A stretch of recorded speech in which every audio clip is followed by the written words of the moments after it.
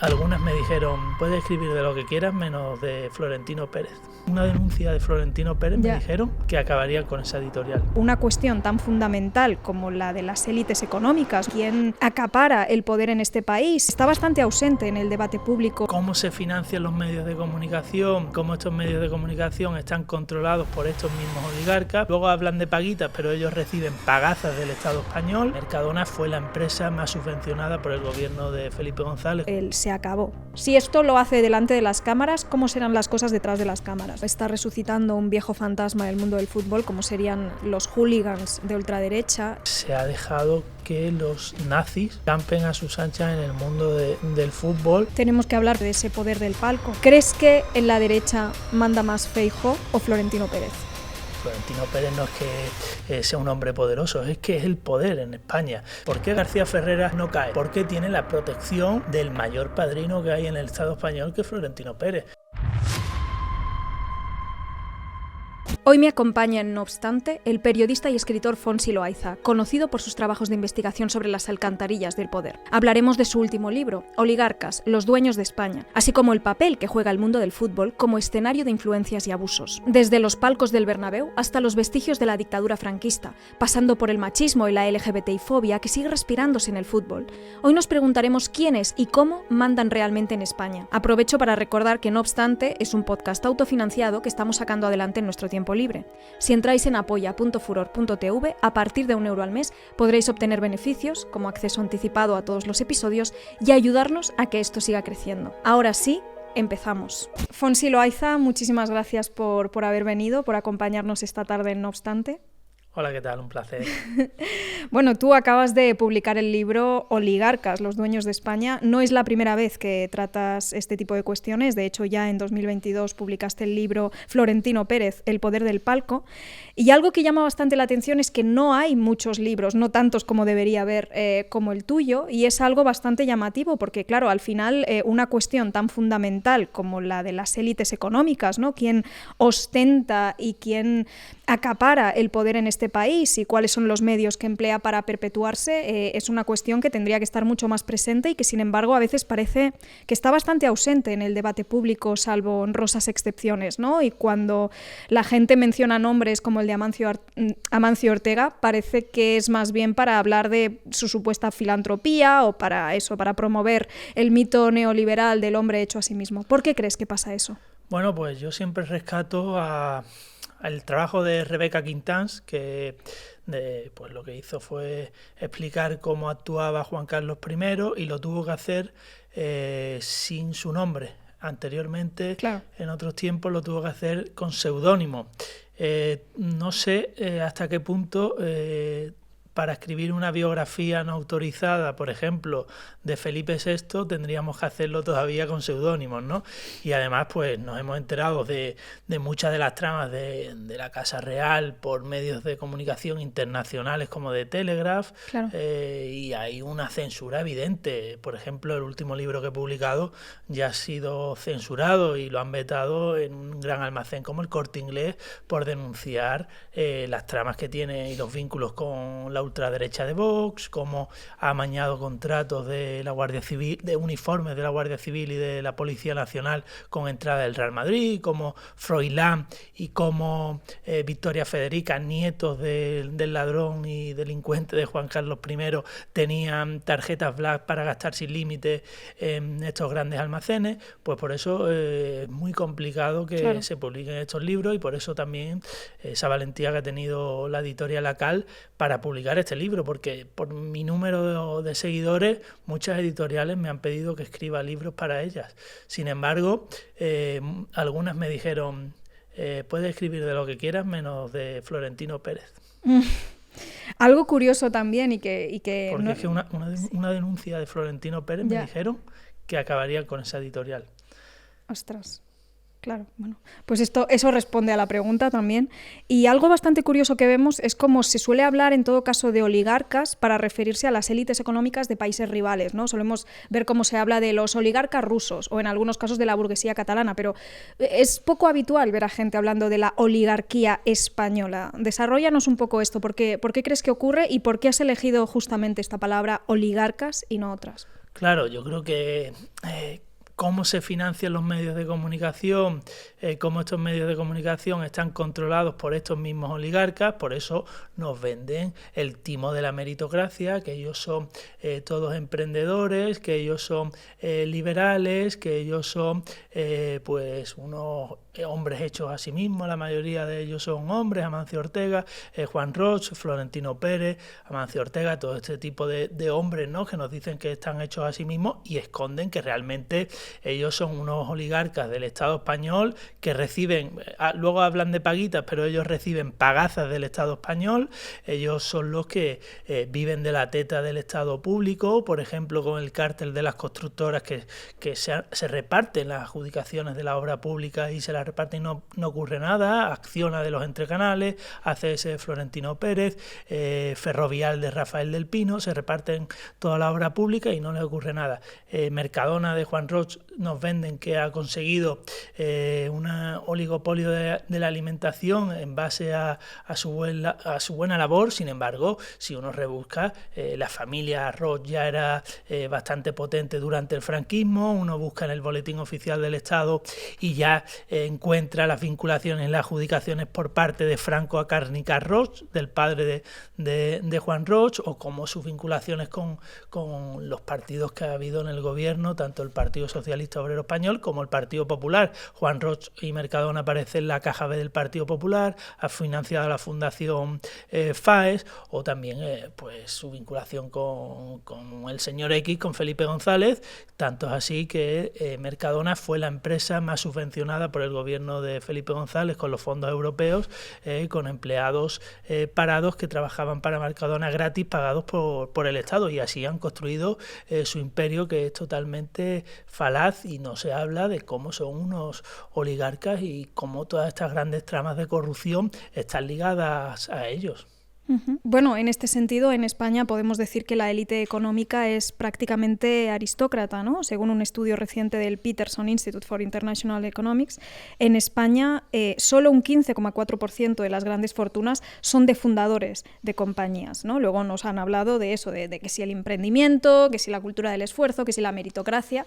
¿Qué sacas de eso? Aunque ya por tu respuesta entiendo un poco cuál es tu opinión al respecto. Pues, señores y señoras feudales, un ejemplo que suelo utilizar es el caso de la hija de Amancio Ortega, Marta Ortega, que ahora es la presidenta de Inditex y que se puso a trabajar durante unos cuantos días como empleada en Inditex para que la empresa dijeran que había empezado desde abajo doblando ropa, ¿no?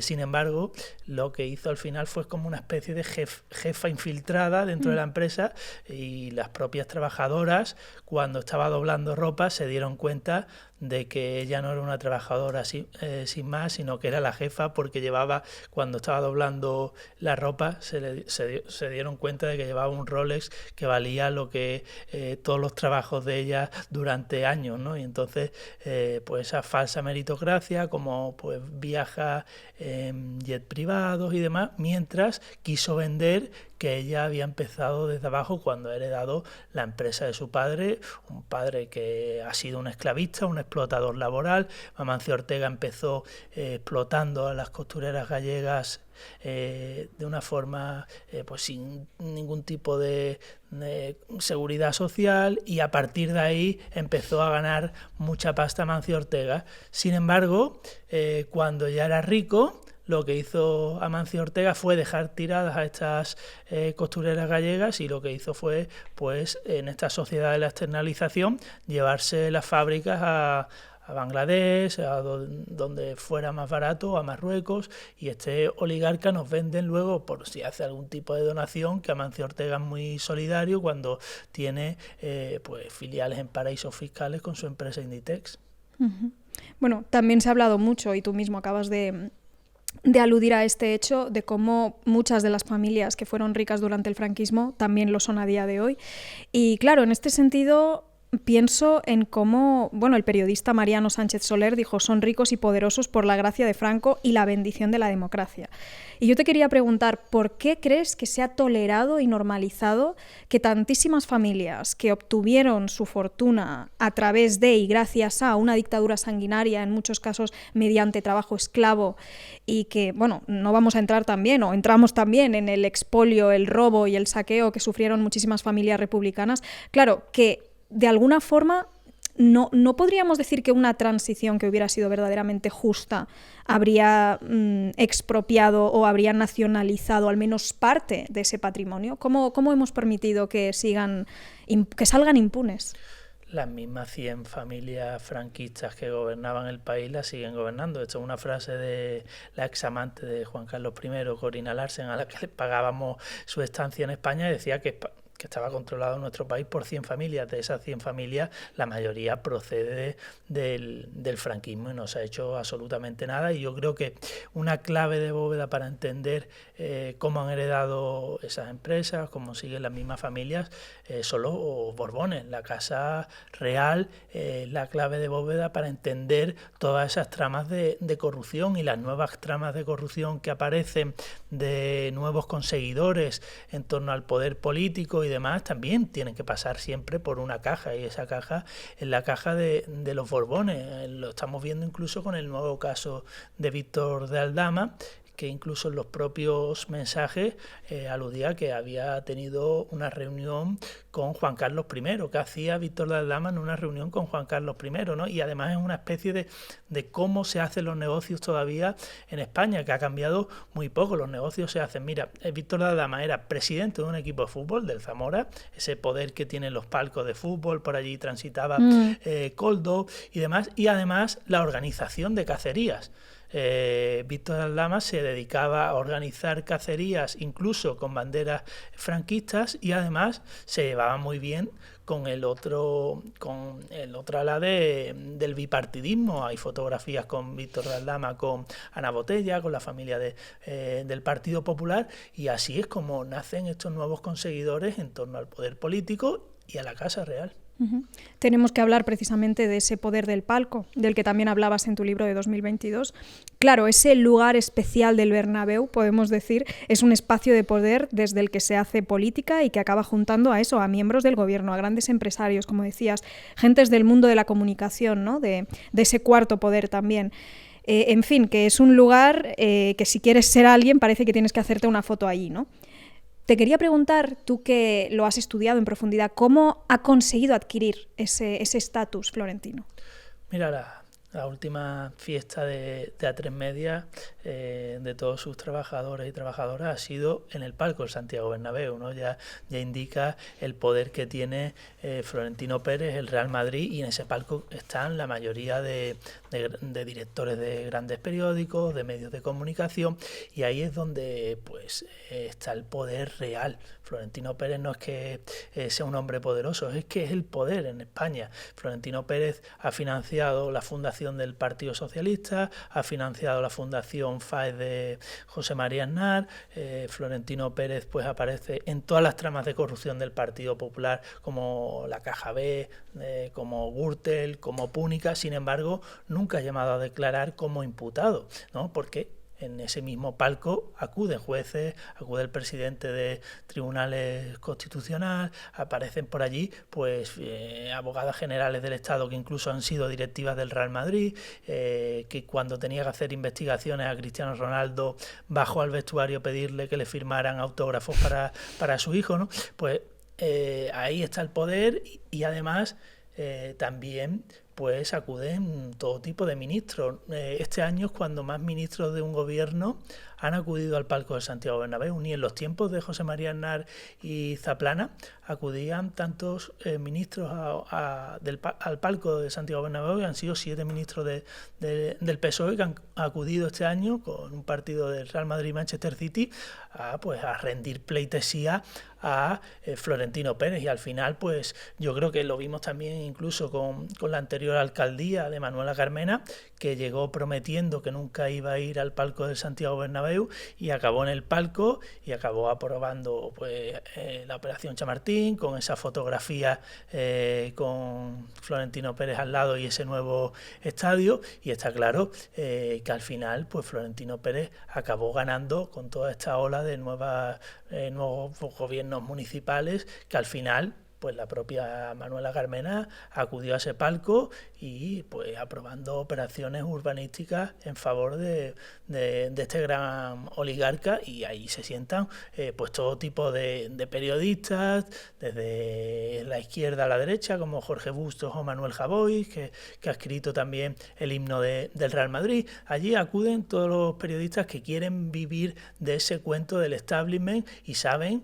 que tener a Florentino Pérez de lado hace que nunca caigas, aunque cometas barbaridades como García Ferrera. ¿Por qué García Ferrera, el Ferri, el hombre de Florentino Pérez en los medios de comunicación, no cae? Porque tiene la protección del mayor padrino que hay en el Estado español, que es Florentino Pérez.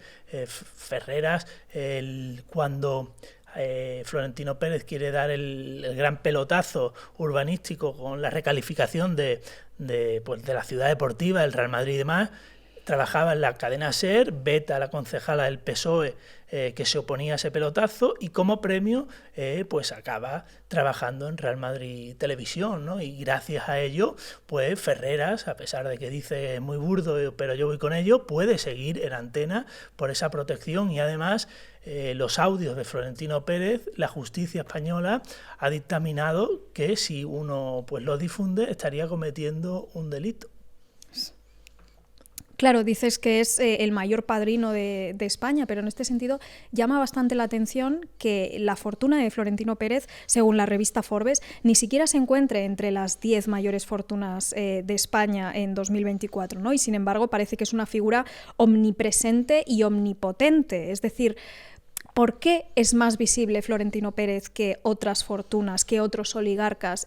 O cómo ha conseguido tener un mayor impacto o una mayor injerencia, o quizás no la tiene, pero simplemente por lo que sea es más visible que otros que también mueven hilos, pero detrás de las cámaras. Claro, uno de sus poderes es el Real Madrid. Claro. El Real Madrid, ser presidente del Real Madrid, que lo consigue en el año 2000 gracias a su alianza con José María Aznar, con Miguel Blesa de Caja Madrid, y gracias a esa operación es cuando Florentino Pérez empieza todo ese despegue empresarial, y sobre todo pues la alianza que tiene en Estados Unidos, como gracias al Real Madrid pues lleva a los Beckham, a los Figo y demás allí a hacer las giras, y a partir de ahí pues empieza ese Florentino Pérez ya muy poderoso. Sin el Real Madrid, Florentino Pérez, como tú dices, no tiene un gran patrimonio comparado con Amancio Ortega, por ejemplo. Sin embargo, el poder que te da el Real Madrid para llamar por teléfono por un pie de foto que no te gusta es tan invasivo que todos estos periodistas saben, en el mundo del deporte y demás,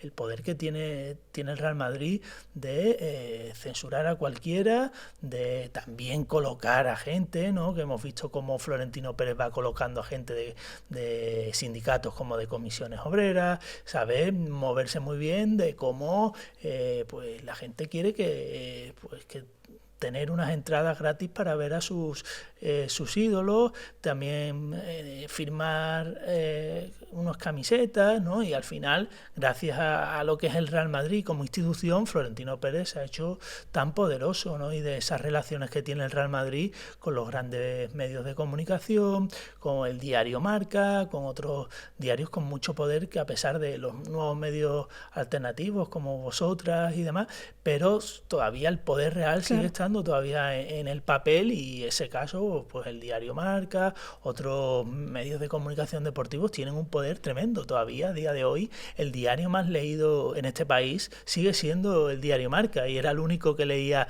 el anterior presidente M. Rajoy, ¿no? Un diario que lo que hace es fomentar incluso la xenofobia, el machismo, que incluso el diario Marca señaló a unas jugadoras de la selección española por atreverse a plantear que no iban a acudir a un mundial, a una cita tan importante para ellas, y rechazaron acudir por valores éticos, feministas, y fueron señaladas por este diario Marca llamándolas chantajistas, ¿no? Pues estamos en un contexto que favorece pues, al poder que tiene Florentino Pérez gracias al Real Madrid. Vamos a hablar también más adelante de la cultura que se ha generado alrededor del fútbol, pero por ahora te quería preguntar por el escándalo del Bernabéu, el último escándalo del Bernabéu, en este caso por el Sky Bar del estadio, arrendado a Nastia Gourmet Hostelería, la cual no ha cumplido los plazos de apertura previstos, y además es un grupo que mantiene una deuda cercana a los 4 millones de euros con proveedores y con empresas que se encargaron de ejecutar las obras de este superpalco.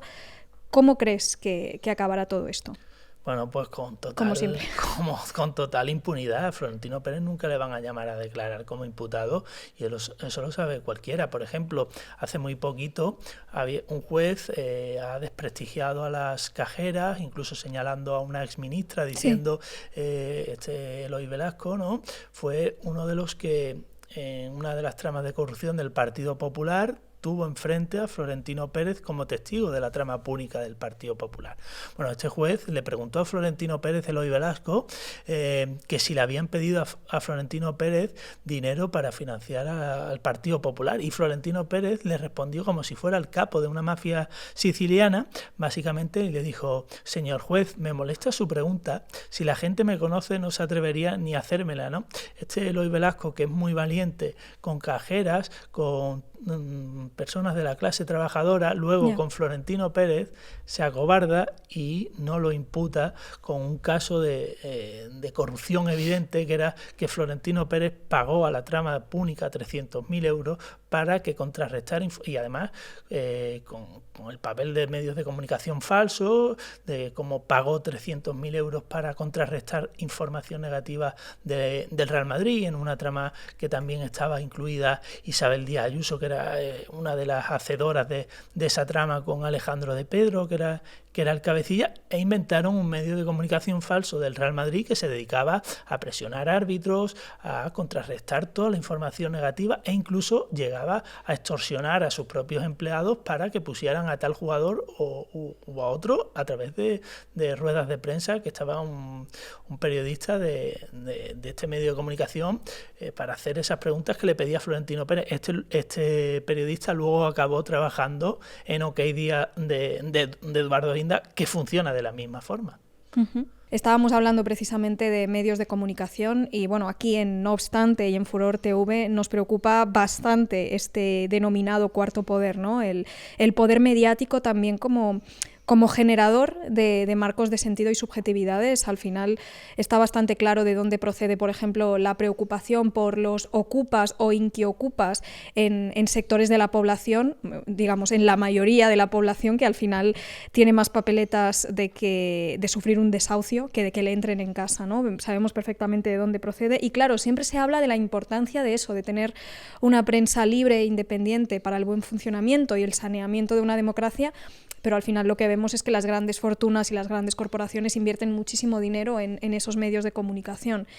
Y eso yo te quería preguntar un poco ya has hecho algunas reflexiones al respecto, pero si pudieras profundizar un poco más en esas injerencias y en esa complicidad entre el poder económico, político y mediático también. Por seguir el hilo que comentabas, claro. Ya lo habías abierto el melón, pero de la ocupación, ¿no? Claro.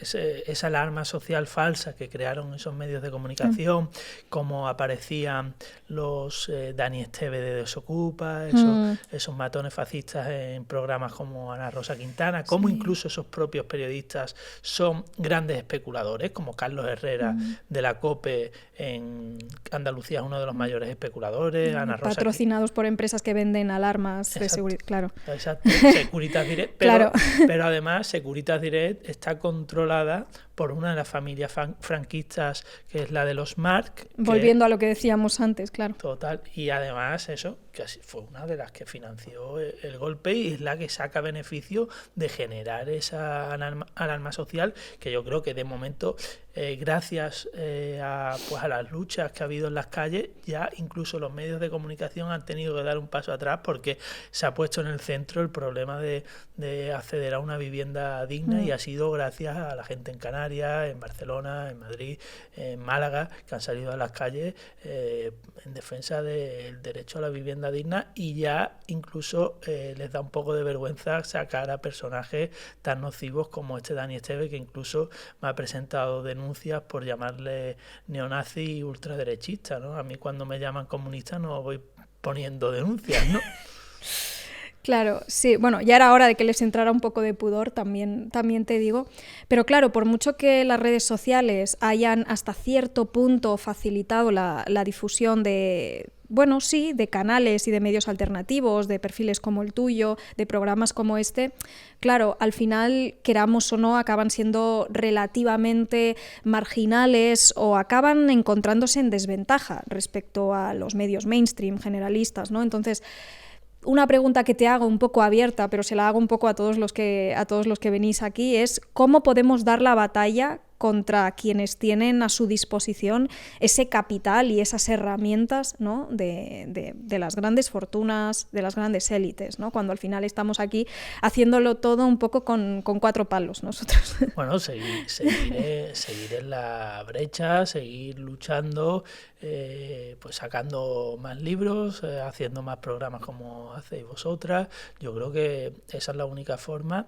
También pues debería implicarse un poder legislativo, que por ejemplo tenemos una ley de prensa heredada de un tal Manuel Fraga Iribarne, que incluso pone en esa ley que un director de periódico puede censurar un texto. A mí, por ejemplo, en el diario El País me censuraron un texto en la contraportada porque un futbolista decía que Israel era un estado asesino y claro, pues si tenemos una ley de prensa que lo que fomenta es pues incluso la censura, si por ejemplo se debería ahondar en el problema que tenemos en este país de recorte de la libertad de expresión a través de la ley Mordaza. Tenemos todavía a Pablo Hasél en prisión desde febrero del año 2021, tenemos a los 6 de Zaragoza en prisión y se están reconvirtiendo derechos fundamentales como la libertad de expresión en este país en delitos, y eso no se puede consentir, y yo creo que debe ir por ahí esa lucha. Yo, por ejemplo, una de las condenas, bueno, la única condena que tengo en el Estado español es por delito de injurias a los cuerpos policiales. En mi caso, pues lo he llevado, recurrido, he presentado un recurso de amparo al Tribunal Constitucional y de momento han aceptado ese recurso. Veremos a ver cómo acaba, pero yo creo que hay que incidir en que se cambien ese tipo de leyes, de la ley Mordaza, de que se despenalice ya el delito de injurias a la corona, yo creo, o el delito a la injuria a los cuerpos policiales, y que yo creo que hay que seguir dando esa pelea que también tiene que ser en las calles. Claro, pero por mucho que al final te reconozcan en el Tribunal Constitucional pues ese recurso de amparo, claro, por mucho que al final se pueda recurrir, quieras que no, es también un camino tortuoso, es un dolor de cabeza, y al final este tipo de acciones creo que son más un aviso a navegantes incluso, ¿no? Porque quizás es verdad que les incomodas tú, pero sobre todo lo que quieren es que otros que tengan intención de hacer lo que has hecho tú sepan a lo que se atienen, ¿no? De, oye, o sea, es en este sentido una violencia ejemplarizante, ¿no? Y dices, bueno, quizás al final te acaban absolviendo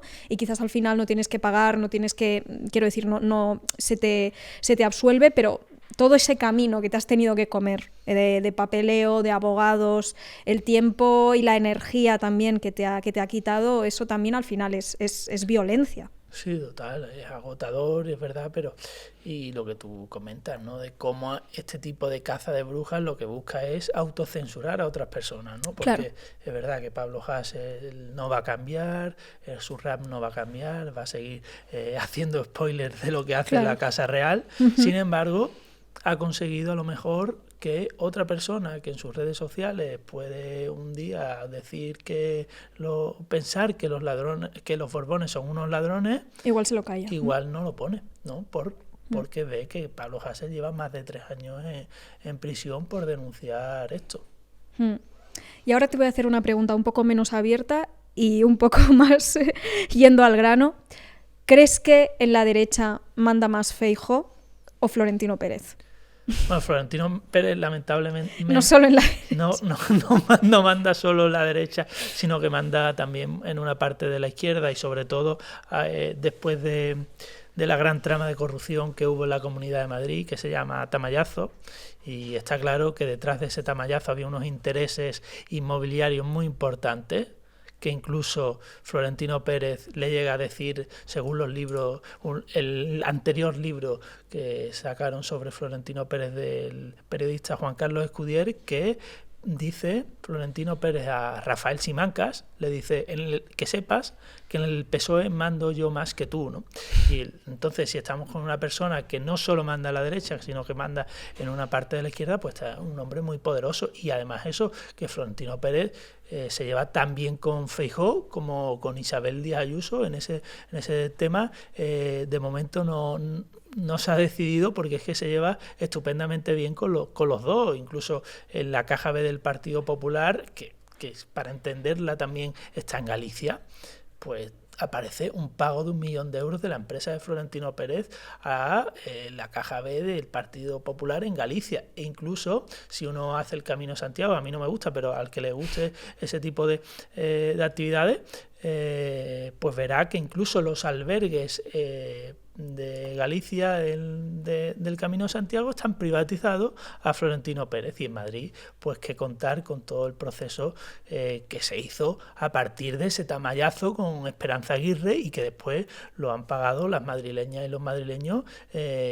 con esos grandes pelotazos, que luego ha habido unos crímenes detrás, unos crímenes como las residencias de mayores con Isabel Díaz Ayuso, que habían sido anteriormente privatizadas por Esperanza Aguirre, o por ejemplo lo que están viviendo la obra de metro de San Fernando de Henares, que se hicieron esas obras sin estudios geológicos por parte de Esperanza Aguirre y Florentino Pérez, y ahora están viendo cómo destrozan sus casas y lo pierden absolutamente todo, y sin ver que haya justicia, ¿no? de personas como Esperanza Aguirre o Florentino Pérez, que incluso en la Operación Púnica uno de los empresarios, Margaliza, dice abiertamente al juez que Florentino es el que pone y quita los consejeros del gobierno de Esperanza Aguirre, ¿no? Yo creo que a partir de ese gran tamallazo es cuando Florentino Pérez ya toma el control de la Comunidad de Madrid y del Partido Popular, sobre todo también con esa alianza que tiene con José María Aznar, como incluso llega a apoyar la guerra de Irak,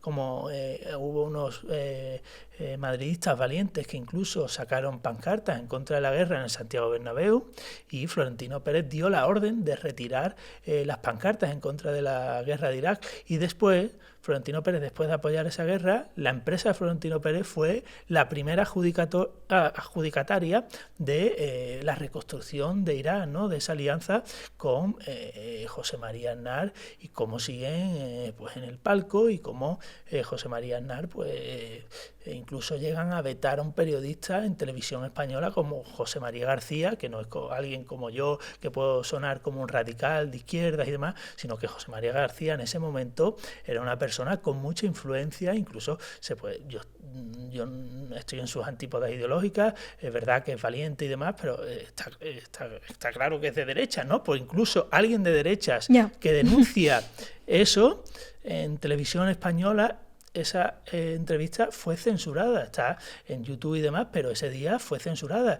E incluso la persona que entrevistó a José María García entonces en Televisión Española, Jesús Quintero, cuenta sus memorias de que pues le hace la entrevista, la vetan y demás, y recibe una llamada a Jesús Quintero y le dicen: ponte el partido del Real Madrid y mira el palco de Santiago Bernabéu. Se pone a ver el partido, Quintero, que no le gustaba mucho el fútbol, y ve que en el palco de Santiago Bernabéu estaba el director de la televisión española, y le dijeron: pues que sepas que tu programa va a desaparecer, ¿no? Y cortaron la cabeza fulminantemente tanto de José María García como de Jesús Quintero. Estamos hablando de los vínculos entre el negocio del fútbol, la élite económica y el poder político, y creo que también hay aspectos sociopolíticos y culturales que hay que tratar, ¿no? Relativos al mundo del fútbol, como por ejemplo el se acabó. Para recordar a todo el mundo lo que ocurrió, como todos sabemos, tras ganar el Mundial de Fútbol Femenino, Jenny Hermoso sufrió acoso sexual, sufrió un abuso de poder delante de las cámaras, de hecho, por lo que la Fiscalía ha pedido 2 años y medio de cárcel contra Rubiales y 1 año y medio más por un delito de coacciones. Y quiero destacar la rueda de prensa en la que Rubiales espetó el famoso "no voy a dimitir", porque ahí recibió el aplauso, sí, fue arropado por muchos varones territoriales que no han sufrido represalias por ello, no les ha pasado factura el haber abrazado a Rubiales en ese momento. Y te quería preguntar un poco por encima, luego podemos hilar un poco más fino, pero te quería preguntar qué relaciones de poder y abusos de poder se pueden estar normalizando en estos ambientes para que lo que vimos lo que pudimos ver todos en directo, grabado por una cámara, fuera quizás la punta del iceberg, ¿no? ¿Qué trato reciben los y sobre todo las futbolistas en el mundo del fútbol? Sé que sobre esto, por ejemplo, Danae Boronat sacó un libro, creo que en 2021, muy interesante, en el que recogía testimonios, incluso antes, de hecho, de que ocurriera el beso no consentido de Rubiales a Jenny Hermoso, incluso antes de eso, ya muchas jugadoras profesionales de la selección denunciaron el trato vejatorio y no necesariamente acoso sexual, pero sí el machismo, los comentarios fuera de lugar que recibieron por parte de su anterior seleccionador. Y yo te quería preguntar un poco sobre eso, hasta qué punto se está normalizando en todas partes, en todos los ámbitos, pero especialmente en el mundo del fútbol, hasta qué punto se corre un tupido velo o incluso se celebra este tipo de actitud machista.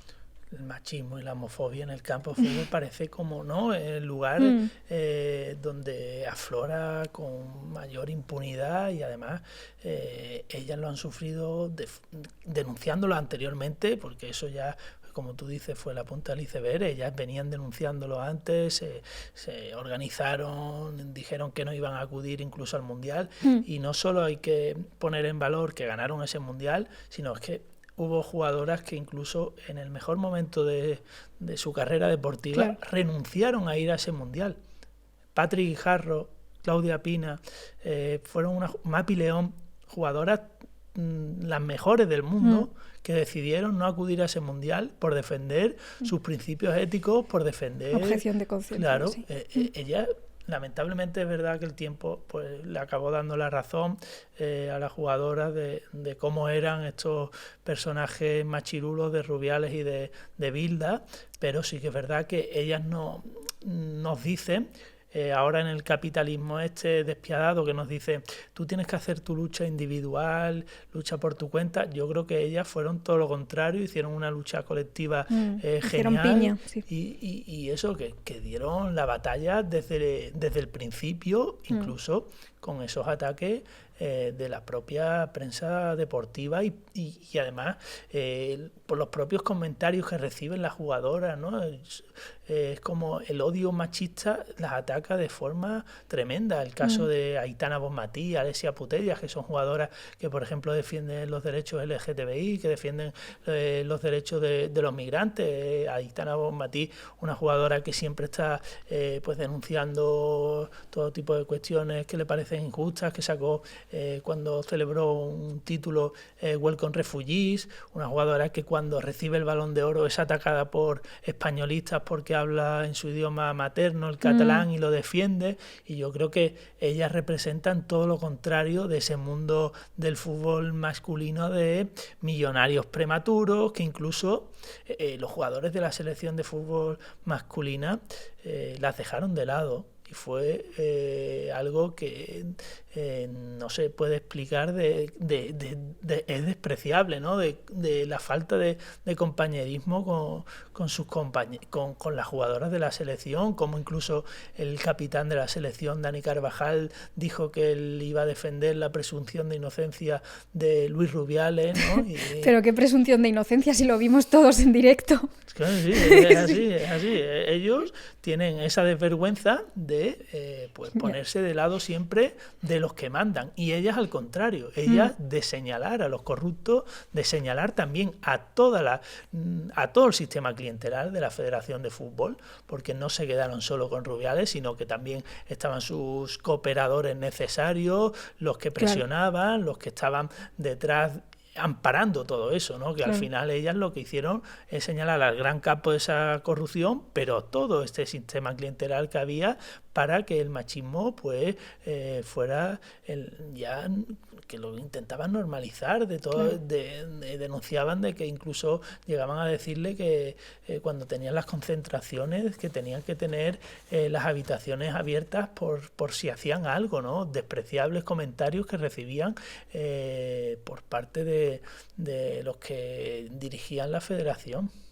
Uh-huh. Pero bueno, los que vienen tampoco parecen que vayan a cambiar mucho, ¿no? Porque si se presenta incluso hasta Carlos Herrera, gente vinculada al Partido Popular en el mundo del fútbol, pues lo que se debería hacer al menos que la federación fuera al menos pública y que tuviera pues gente que se pudiera fiscalizar todo eso, claro, ¿no? Que reciben contrapesos de claro, algún tipo. Que reciben todo tipo de pagas por parte y subvenciones por parte del Estado, sin embargo lo hacen como un cortijo para que estos grandes corruptos de las territoriales pues hagan y deshagan como quieran. Uh-huh. Esto se ha señalado más veces, no soy la primera en decirlo, pero claro, también me parece que hasta qué punto es violencia incluso el mero hecho de que en un momento en el que estas jugadoras pues han conquistado algo tan grande como ganar un mundial, cuando están en la cima de su carrera, ¿no? En el cenit, tengamos que vernos en la necesidad de no reducirlas, pero sí destacar que en este caso Jenny Hermoso ha sido víctima o ha sido victimizada por Rubiales, ¿no? Es decir, el mero hecho de que habiendo conseguido algo tan importante en su trayectoria, ¿no? en su carrera, estemos hablando de cómo han tenido que sufrir, pues en este caso, este acoso sexual que sufrió Jenny Hermoso y que pudimos ver todas, pero tuvimos bastante claro que estábamos ante la punta del iceberg, ¿no? Porque si este hombre se sentía con la suficiente impunidad como para hacer eso en directo y restarle importancia y minimizarlo, ¿qué no ocurrirá? Quiero decir, no es que quiera ponerme en lo peor, pero supongo que muchas lo primero que pensamos fue si esto lo hace delante de las cámaras, ¿cómo serán las cosas detrás de las cámaras, ¿no? Y hasta qué punto es también muy injusto que todas las portadas tendrían que estar hablando de la gran victoria que han alcanzado, que han logrado, y sin embargo tengamos que vernos en la obligación de hablar de cómo se ha, en este caso, victimizado a una jugadora, ¿no? Como que al final le estás robando ese foco, de alguna forma, estás... Sí, y las propias coacciones que recibieron. Eso también, la claro. propia Jennifer Hermoso después de ganar ese mundial, como incluso pues en sus propias vacaciones recibía por parte de la federación mensajes de cuidado y ese tipo de gente que proviene de la mafia.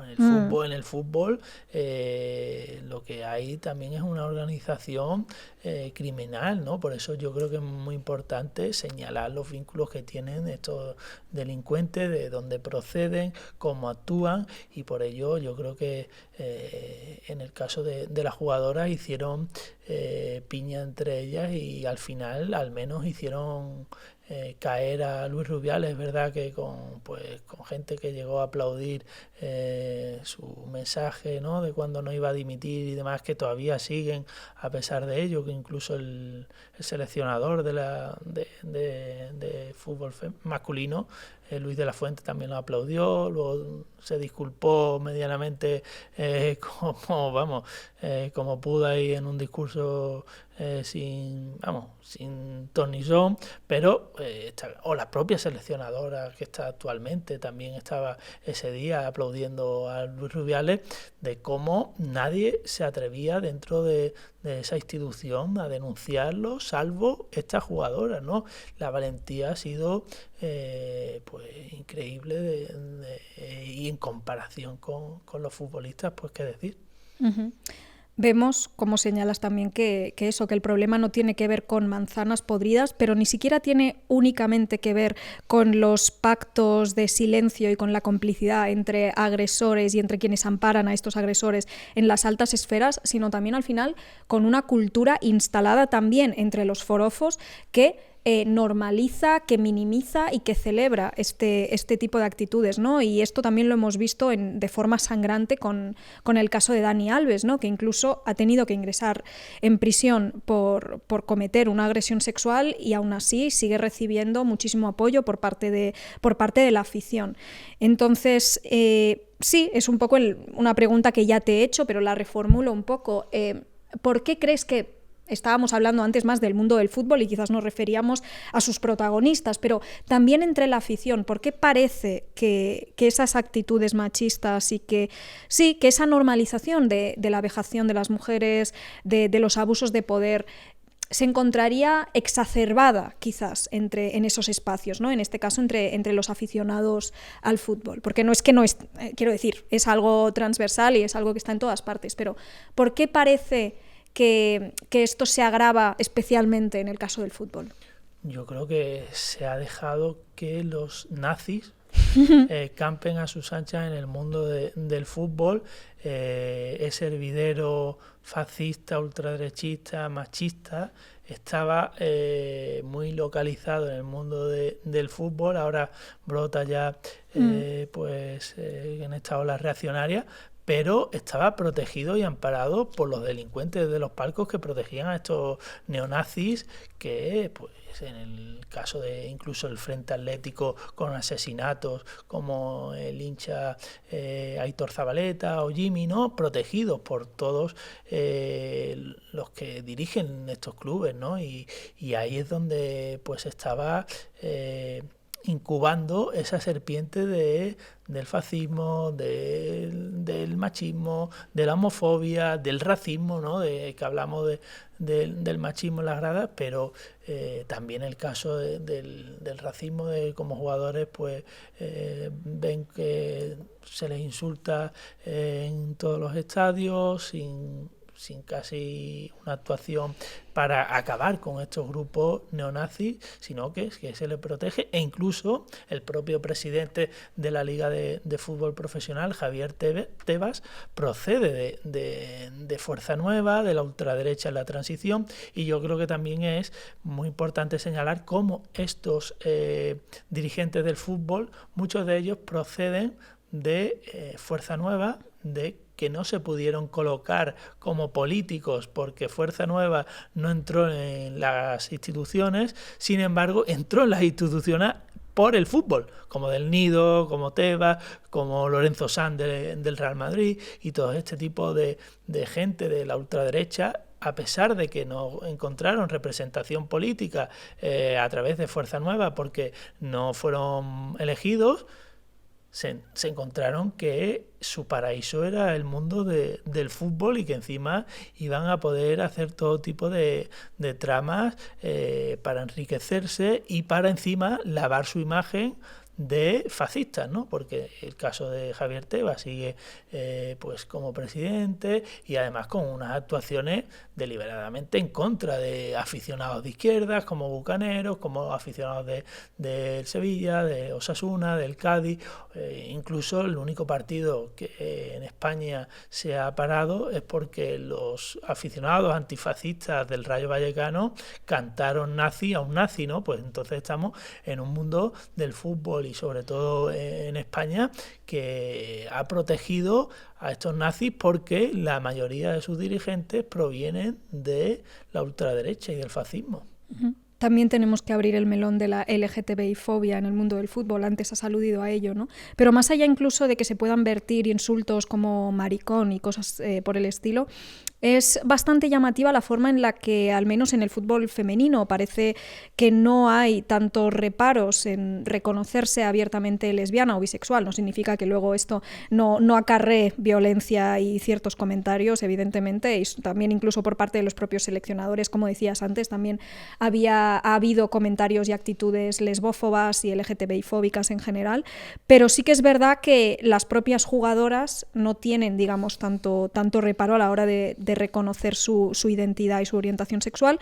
pero sí que llama la atención que en el mundo del fútbol haya pocos hombres que al menos reconozcan abiertamente ser homosexuales o bisexuales, ¿no? Y esto cuando se estima que entre el 20 y el 30% de la población sentiría atracción hacia personas de su mismo género, ¿no? Parece poco verosímil que haya quizás 1 o 2 jugadores en toda la liga que formen parte del colectivo LGBTI.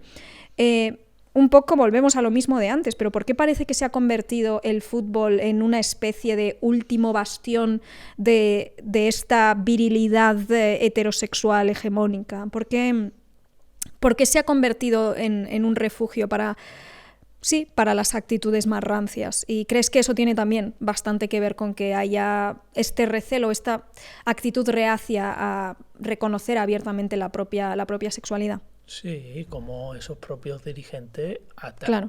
no dejan que se expresen los propios futbolistas. Incluso esto lo ha contado una de las revistas que intentó que un futbolista del Real Madrid dijera abiertamente que era homosexual, pues al final vetaron esa publicación y nunca se supo más cuando ya había sido anunciado. Incluso el propio Florentino Pérez, hay un arquitecto, Joaquín Torres, que en sus memorias contó que una de las vivencias que el más daño le hizo de pequeño, porque su padre era muy amigo de Florentino Pérez, era que Florentino Pérez con sus amigos dijo a todos sus compadres: Joaquín es que es maricón, ¿no? Eso cuando era un niño, ¿no? Y dice que eso lo vivió como, pues imagínate, el dolor de que incluso el amigo de tu padre te presente como el maricón, ¿no? Pues ese mundo de los dirigentes del fútbol es un caldo de cultivo. Los que taponan todo ello, y tienen una ideología marcada, y homófobos, presidentes de fútbol, y las propias gradas, ¿no? Que se verían como son insultados, que incluso pues los propios jugadores tampoco se han atrevido cuando, por ejemplo, les han insultado con pues de todo tipo a Guti. Había jugadores que se les insultaba y ellos tenían que reafirmarse, claro, en su masculinidad, claro, y en su heterosexualidad. Decían, no, yo estoy con tal, o cosas, no, con lo que digo yo. Claro, sí. Claro, y esos propios futbolistas, pues en vez de decir cómo va a ser un insulto eso, pues al revés, se lo metían como: puedes llamarme maricón, pero que sepas que yo soy más machito que tú, ¿no? Sí. Y yo ligo con mujeres que están mucho más buenas que con las que puedes ligar tú. Sí, o sea, era un poco ese tipo de respuesta. Hubiera estado bien oye, pues no lo soy, pero no me importa que me lo digas, ¿no? Al menos intentar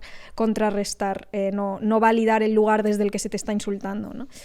Y bueno, jugadores sí que han salido ya, creo que Griezmann, jugadores que o Neuer también del Bayern, que sí que se han mostrado, pues han querido sacar portadas defendiendo a las personas LGTBI, y en ese caso sí que está habiendo algunos pasitos, sí. Como estabas comentando antes también, vemos cómo está resurgiendo un viejo fantasma del mundo del fútbol, que serían en este caso los hooligans de ultraderecha. Y bueno, hace unos años sí que parecía que algunos clubes hacían algunos esfuerzos, al menos de cara a la galería, pero sí que parecía que había cierta intención de desvincularse de estos sectores más ultra de la afición, que incluso se llegó a restringir el acceso a las gradas de algunos de ellos, y sin embargo ahora vemos que hay una mayor laxitud y una mayor connivencia y una mayor complicidad con estos sectores de ultraderecha.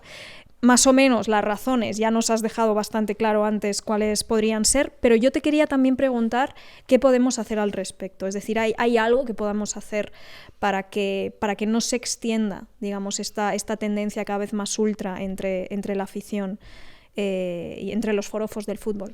Bueno, denunciar a los que están en esos campos de fútbol, denunciar sus actos, pues cuando cometen atrocidades. Por ejemplo, en el caso de los aficionados ultra del Real Madrid, cuando insultaron a un menor de edad como Lamine Yamal, diciéndole de todo, al final al menos gracias a que los publicaron en redes sociales y demás, pues al menos han sido expulsados esos del campo de fútbol, a pesar de que no han cerrado la parte de la grada del Santiago Bernabéu, pero sí que ese trabajo de señalar a los nazis, de señalar como, por ejemplo, eso que tú decías, que yo creo que hubo un lavado de cara con estos grupos neonazis, pero que en realidad les cambiaron los nombres, ¿no?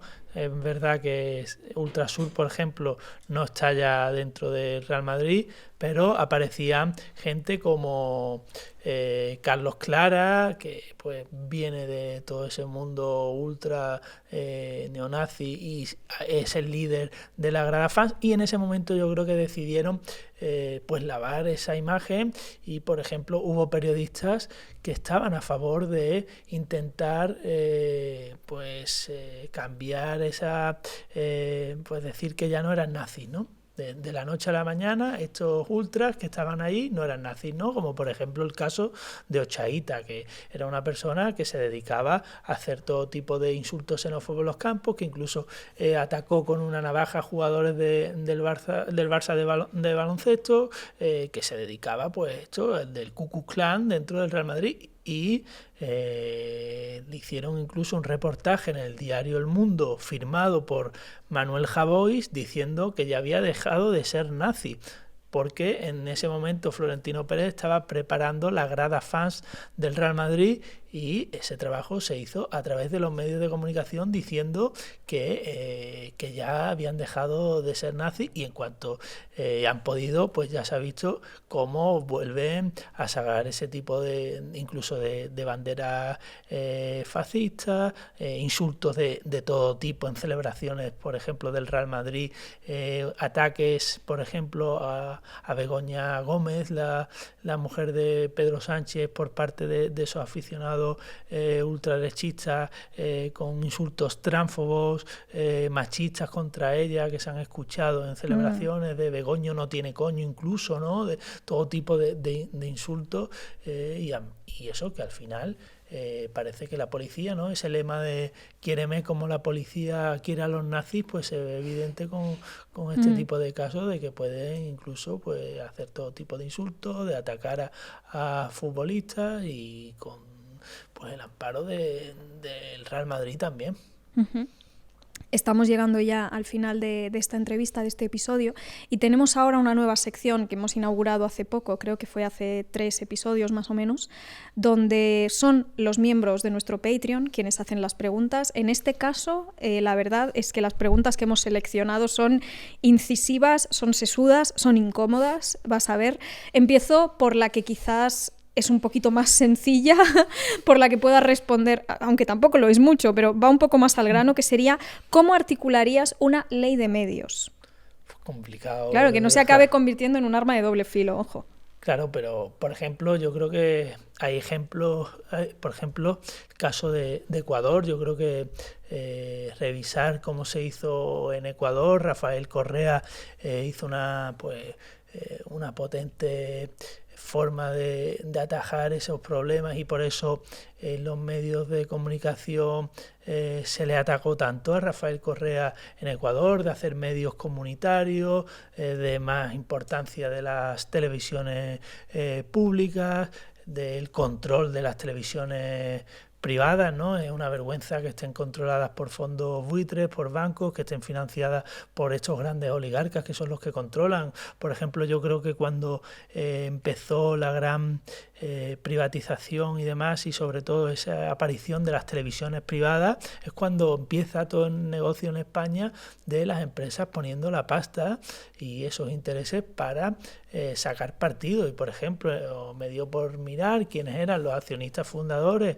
y qué empresas estaban detrás de, por ejemplo, Antena 3, y eran Inditex de Amancio Ortega y Mercadona de Juan Roch, ¿no? Y luego son empresas que dicen que no invierten en medios de comunicación, ¿no? Yo creo que habría que incidir en quiénes son esos dueños de los medios de comunicación, que no pueden estar controlados por bancos, ¿no? Esa vergüenza de cuando en toda la prensa escrita hubo la misma portada, que fue el Banco Santander de Ana Patricia Botín en todos los diarios de la prensa española. Yo creo que muestra a las claras de cómo no puede ser una prensa escrita libre si está financiada por parte de los bancos. Uh-huh. Pero yo creo que habría que revisar el proceso que se intentó hacer en Ecuador con Rafael Correa, que por cierto también fue atacado duramente por Ana Pastor.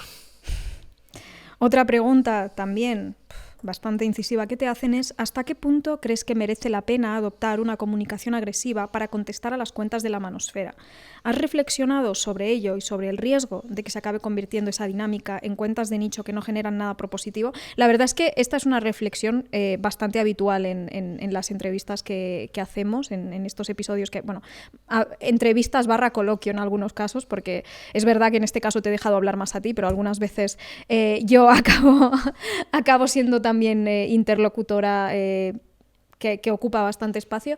Y sí que hemos hablado bastante de cómo navegar esa dificultad, ¿no? De decir, vale, tenemos que contestar, tenemos que confrontar, no podemos decir, no, mira, no hay que dignificar sus discursos de odio y por lo tanto que vayan, ¿no? Que vayan calando y vayan ellos generando sus comunidades donde imponen esos marcos, pero claro, ¿cómo hacerlo sin acabar yendo siempre a remolque de lo que dicen ellos, siempre a la defensiva, sin, digamos, tener quizás una propuesta alternativa, ¿no? Y no sé, me parece bastante interesante esta pregunta de hasta qué punto quizás, sobre todo en redes. Es verdad que en redes, si la comunicación no es mínimamente agresiva, muchas veces acaba perdiéndose en este algoritmo y en esta economía de la atención en la que estamos todos inmersos, pero claro, sí que me parece interesante la pregunta de hasta qué punto puede ser un doble filo, en el sentido de que acabas enfangándote en una batalla en la que no se saca quizás nada constructivo. No lo sé, es una pregunta que yo también me hago muy a menudo, de cómo confrontar a la ultraderecha sin acabar instalándome en su marco o dignificando su marco, sí, no sé. Sí, y además eso, en la red social ahora de X de Sí. los más, ¿no? Que es un estercolero y que como fomentan cuentas de ultraderecha, cómo dejan que haya cuentas falsas para desprestigiar tus propios mensajes, de gente de izquierda que sufren incluso shadow banning y demás, para que al final su mensaje no llegue. Pero yo creo que en mi caso yo sí que voy a seguir confrontando de la única forma que sea el fascismo a estos ultraderechistas, pero es verdad que sabiendo cómo son, a lo que nos exponemos y cómo ellos siempre lo hacen de forma muy cobarde. Yo, por ejemplo, todas las amenazas de muerte que recibo, pues incluso utilizan a menores de edad a veces para que no se pueda denunciar, y yo creo que hay que seguir dando la batalla en redes sociales, ya sea en X, con espacios como el vuestro, y esa debe ser porque además eso, como incluso que los jóvenes, que haya jóvenes que vean como rebelde algo como el franquismo. Claro. Eso ¿qué ha pasado? ¿Dónde debemos de incidir, ¿no? Y yo creo que hay que defender la escuela pública. La escuela pública es la mejor forma de dar batalla al fascismo, y por eso, por ejemplo, Santi Abascal, el ultraderechista, siempre, cuando puede en su discurso, no sé si te has dado cuenta, que siempre intenta atacar y desprestigiar a los profesores y a las profesoras. Siempre dice que sepáis vosotros de Vox que los profesores y las profesoras, bueno, las profesoras no suele decir, que los profesores... Ya, no suele ser tan inclusivo. Que los profesores os suspenden porque llevan banderas, llevan pulseras de Vox y os suspenden. Tenéis que enfrentaros a esos profesores, ¿no? Y eso le está diciendo Vox a los jóvenes, le está diciendo también esa defensa de lo que intentaron del PIN parental, y por eso inciden tanto en cargarse la escuela pública. Yo creo que los docentes son la herramienta que tenemos, ¿no? La escuela pública, por eso quieren cargársela, por eso en Madrid pues ya cada vez hay más universidades privadas, por el caso de cómo quieren pues que la Iglesia al final sea la que controle a través de los conciertos, ¿no? De cómo pues va a acabar controlando sigue controlando, ¿no? Parte de la educación, y por eso hay que defender una educación pública y laica y dar la batalla en ese sentido. Yo creo que es el arma más poderosa que tenemos de la defensa contra los fascistas. Esto me recuerda también a algo que comentaba recientemente Enrique del Teso, que es un lingüista y sociólogo especializado en desgranar lo que sería la retórica, ¿no? El lenguaje de la ultraderecha también en redes y entre la gente joven. Y algo muy interesante que comentaba es cómo estas nuevas, por así decirlo, ¿no? Ultraderechas, derecha, ultraderecha, se han difuminado un poco las líneas que separaban derecha y ultraderecha en muchos casos, pero que estas nuevas derechas lo que hacen es presentarse como antiélite, pero si te fijas, esa élite nunca es Amancio Ortega, del que estábamos hablando, nunca es Florentino Pérez, nunca es el dueño del Mercadona, siempre es pues esa clase media de alguna forma, ese profesor universitario, ese médico. ¿Por qué? Porque en realidad lo que están haciendo es aprovechar el rencor y el malestar que pueden sentir las clases más bajas, quienes han tenido menos tiempo, quienes no han tenido la oportunidad de estudiar, de recibir una educación universitaria, por ejemplo, pueden aprovechar ese rencor que puede estar más o menos justificado, ¿no? Pero digamos que no lo movilizan contra quienes realmente acumulan y acaparan y ostentan ese poder, que son las auténticas élites, sino contra esta clase media, porque en realidad es lo que beneficia a las élites, que esa clase media, por así decirlo, que no sé si podemos hablar estrictamente de clase media, habría quienes la denominarían aristocracia obrera, pero bueno, nos entendemos, ¿no? Para hacer que baje a clase baja, que todos estemos en el mismo... Y me parece bastante interesante eso, ¿no? Como al final no solo es el antepenúltimo contra el último, no solo es decirle al trabajador autóctono explotado y alienado, no, que es que te está quitando algo el migrante que acaba de llegar, que no tiene papeles y que por lo tanto se encuentra en una situación de vulnerabilidad extrema. No solo es eso, no solo es el antepenúltimo contra el último, sino que a veces también es el último contra el antepenúltimo. Vamos a convertir en esa élite, en, digamos, muchas veces también esa dictadura de lo políticamente correcto y demás, ¿no? Siempre es el profesor de escuela, el profesor universitario, el médico, pero nunca es Amancio Ortega, ¿sabes lo que te quiero decir? La auténtica élite, no, ese es el bueno, dices, a ver. Entonces, por eso, por mucho que el discurso de estas nuevas derechas a veces pueda ser populista a nivel de retórica, al final siempre busca proteger y salvaguardar los intereses de las élites, ¿no? Esto no ha sido una pregunta, esto ha sido una reflexión en la que he divagado un poco más de la cuenta, pero pasamos a la siguiente pregunta de Patreon. Dado el poder que tienen las élites económicas y políticas para controlar la agenda mediática, ¿cómo puede el periodismo mantenerse fiel a los principios de verdad y justicia social sin caer en la trampa de ser cooptado por intereses partidistas o corporativos, incluidos los de la izquierda? Bueno, pues defender la independencia, luchar porque se te respete tu trabajo, en mi caso, pues seguir escribiendo sin temor a estos oligarcas, Claro. ¿no? Cuando vive este tipo de censura, también saber que no se puede trabajar para ciertos controladores de esos medios de comunicación, que lo que hacen es defender a estos oligarcas al fin y al cabo, que lo vemos en los grandes medios de comunicación del establishment, ¿no? De cómo al final pues no se puede hacer ningún tipo de crítica, por donde hemos visto las críticas a Juan Ros de Mercadona después de lo que ha ocurrido durante la Dana, que ha habido un hilo conductor, y es que ya fuera en Valencia, ya fuera en Baix Llobregat, ya fuera en Jerez, ya fuera en Málaga, cuando había alerta roja por inundaciones, ese hilo conductor era que en Mercadona seguían trabajando, poniendo en peligro la vida de sus trabajadores y trabajadoras, y que en los medios de comunicación incluso se llegaba a pixelar la marca de Mercadona cuando estaba siendo un repartidor rescatado por trabajadores bomberos, ¿no? Y pues esos medios de comunicación nunca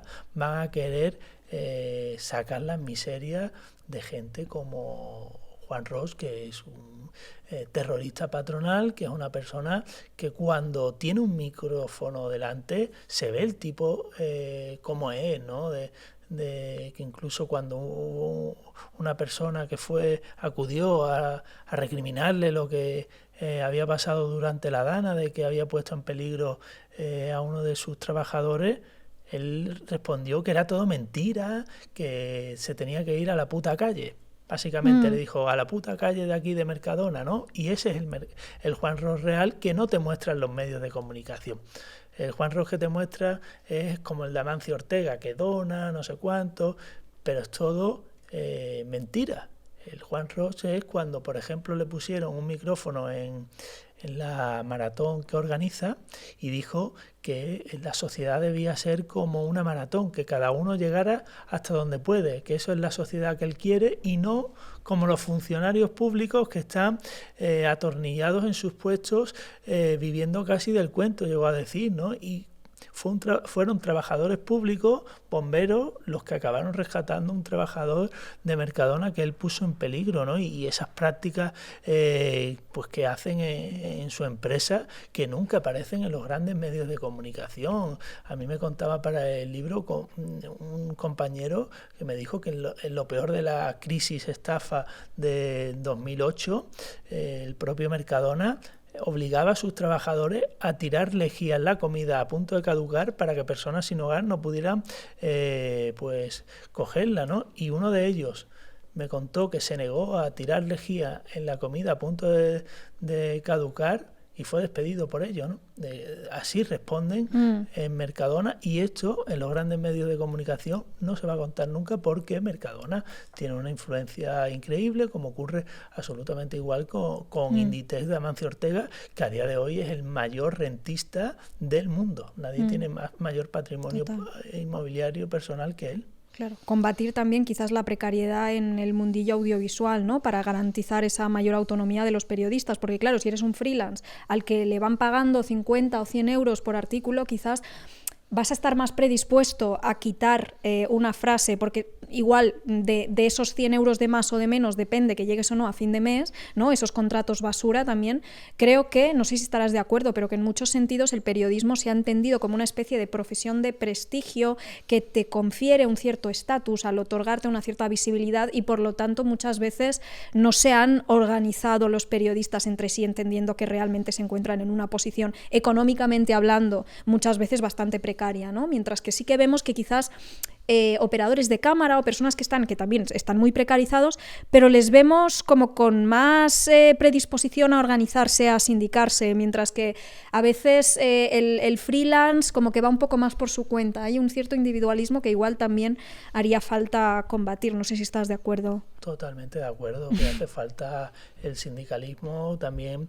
Por ejemplo, los docentes tienen la libertad de cátedra, cosa que no existe en el mundo de la por prensa. Ejemplo. Sí. Y claro, las condiciones laborales deplorables en todos los grandes medios de comunicación. Yo mismo, cuando estuve de becario en el diario El País, no llegué a cobrar, ¿no? Entonces estamos en una forma que te esclaviza, que tú mismo te autoexplotas, y que al final... Y crees que te están dando una oportunidad, porque claro, no, estoy cobrando en visibilidad, ¿no? Lo que decían de la trampa del capital simbólico, como sale mi nombre y eso me va a dar oportunidades, y con esa tontería hay mucha gente que está en el mundo del periodismo y en general en el mundo audiovisual muy precarizada realmente, y no se organiza porque, como mi nombre sale en no sé dónde, eso significa que no, que yo soy élite. No eres élite, eres un asalariado, bueno, no eres ni un asalariado muchas veces, eres un falso autónomo explotado, ¿sabes? Sí, como hace falta una mayor conciencia de clase entre muchos periodistas, creo. Sí, ¿no? Y también, ¿no? Que se dan batallitas entre periodistas, que claro, yo creo que eso guerras también, de egos. claro, sí. Eso va en contra de defendernos como colectivo. Hacer piña, sí. Bueno, ahora sí estamos llegando al final de la entrevista y tenemos una sección que no sé si la conoces, pero la hemos titulado Yo más que una pregunta tengo una reflexión, donde pedimos a nuestros invitados que respondan a una pregunta que les ha dejado el invitado anterior y que a su vez también piensen en una pregunta que les gustaría formular para el siguiente. En este caso tenemos una pregunta para ti que nos ha dejado José Antonio Martín Pallín, ex juez emérito del Tribunal Supremo, que bueno, como sabrás también ha sido el que ha liderado comisiones ciudadanas de investigación, en este caso sobre la pésima gestión de las residencias de ancianos durante la pandemia, durante la fase más crítica de la pandemia y las negligencias del Partido Popular de Ayuso, pero en general siempre se ha posicionado de forma más progresista, por eso también es un personaje que ha llamado bastante la atención, así que esta es la pregunta que te ha dejado.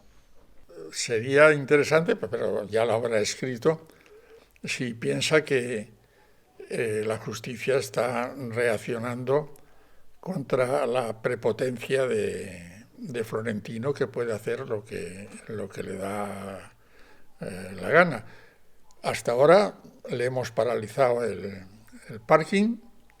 El otro día no hubo una desgracia de proporciones inconmensurables de milagro, hace unos meses, porque una máquina pinchó una tubería de gas. Había un ruido insoportable, el gas salía a borbotones. Afortunadamente no hubo ninguna chispa, porque si hay una chispa, la explosión podría haber sido gigantesca. Pero bueno, parece que a San Florentino le protegen. Pues estoy totalmente de acuerdo con Pallín. Además es uno de los pocos que se ha atrevido a denunciar en la televisión pública escándalos del Real Madrid de Florentino, también el caso de la residencia con Isabel Díaz Ayuso y ese protocolo asesino, y sí que es verdad que hay una connivencia evidente entre el poder económico y los propios jueces, de cómo pues estos jueces aparecen también en ese palco del Santiago Bernabéu, como pues hay una connivencia más que evidente entre poder económico y esa élite que controla muy bien los resortes judiciales, y nunca vamos a ver a Juan Roch, a Mancio Ortega, a Rafael del Pino, que se ha llevado la sede fiscal de Ferrovial y sigue llevándose pues contrataciones de obra pública, y no les vamos a ver sentados nunca en un juzgado como imputado, o el caso de la Casa Real. Por eso también muy importante el trabajo que se está haciendo para que de una vez por todas veamos al ladrón y delincuente de Juan Carlos I pues ante un tribunal de justicia, como pues debería haber sido ya juzgado por todos los delitos económicos que ha cometido, ¿no? Y del control de la Casa Real, de cómo incluso pues la infanta Cristina también se fue de rosita, y que además... ¿Por qué no sabía nada? No sabía nada, ni Felipe VI. Felipe VI tampoco sabía nada, que era beneficiario de Arabia Saudí. No sabía nada.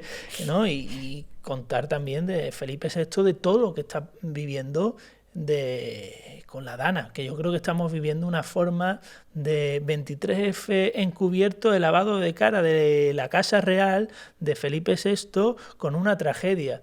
Y este monarca, Felipe VI, en otra tragedia como el 11M, Felipe VI lo que hizo con Leticia Ortiz fue decir que no iban a hacer ningún tipo de viaje de luna de miel por respeto a las víctimas. Pues acabaron en islas privadas, en las Islas Fiji y demás, pagado por el testaferro de Juan Carlos I, Josep Cusí, y esto también debería investigarse, y también son delitos económicos por parte de la Casa Real. Uh-huh. ¿Y qué pregunta le dejarías a nuestro siguiente invitado, que es Ernesto Ekaizer? Con todo lo que has publicado, ¿has recibido presiones de la familia Botín? Buena esa. Pues muchísimas gracias por haber venido, Fonsi Loaiza. Ahora sí, hemos llegado al final de la entrevista. ¿Lo he pronunciado bien? Loaiza, sí. Es verdad que a veces con los apellidos vascos y demás, y además que soy andaluz, no cuadra. Pero sí bueno, que... no. Pues muchísimas gracias por haber venido, muchísimas gracias por haberte pasado y por haber estado esta tarde conmigo y bueno, a ver si nos volvemos a ver pronto. De hecho, tenemos tu libro en casa y se me ha olvidado traerlo. O sea, soy imbécil, pero bueno. Hay que leerlo y hay que comprarlo y leerlo en las librerías de barrio que en el Corte Inglés lo tienen vetado. Sí, pues nosotros lo tenemos en casa y pendiente de leer, tenemos una pila pendiente de leer, así que lo vamos a leer. Muchas gracias. Muchísimas gracias. Y así concluimos este episodio de No Obstante, en el que hemos recorrido junto a Fonsi Loaiza las entrañas del poder en España. ¿Por qué se habla tanto de los oligarcas rusos, pero tan poco de los oligarcas españoles? Con Fonsi hemos hablado de cómo las familias que se enriquecieron durante el franquismo siguen siendo pilares de la élite económica actual, muchas veces gracias al saqueo y expolio de las familias republicanas. Nos hemos detenido especialmente en la figura de Florentino Pérez, símbolo de cómo el poder se construye no solo con dinero, sino con conexiones estratégicas. Desde el palco del Bernabéu, Florentino ha consolidado una posición que le convierte en un actor más influyente que muchos políticos. Y no podíamos hablar de Florentino sin poner también el foco en el mundo del fútbol profesional, un microcosmos donde las dinámicas y actitudes machistas y los abusos de poder se manifiestan con especial crudeza. Casos como el de Jenny Hermoso y el Se Acabó son la punta del iceberg de una cultura de connivencia y complicidad con el acoso sexual. Además, la invisibilidad de futbolistas LGBTI evidencia la resistencia del fútbol a aceptar la diversidad. Y no podemos olvidar el resurgir de los grupos ultras de extrema derecha, un fenómeno que nos interpela como sociedad y que exige una respuesta contundente. Gracias por acompañarnos una semana más y de nuevo quiero recordaros que No Obstante es un podcast autónomo y autofinanciado. Hemos estado amortizando los gastos del proyecto gracias a los anuncios de YouTube y ahora también de Spotify, pero por ahora es un proyecto que tenemos que sacar adelante en nuestro tiempo libre y seguimos obligados a compaginarlo con otra jornada laboral. Así que si queréis ayudarnos a poder dedicarnos en cuerpo y alma a esto, y quizás a que dentro de poco podamos tener 2 episodios de No Obstante a la semana, además de dar like y compartir este vídeo, también podéis colaborar a partir de solo €1 al mes en apoya.furor.tv y obtendréis beneficios como acceso anticipado a todos estos episodios. Hasta la próxima.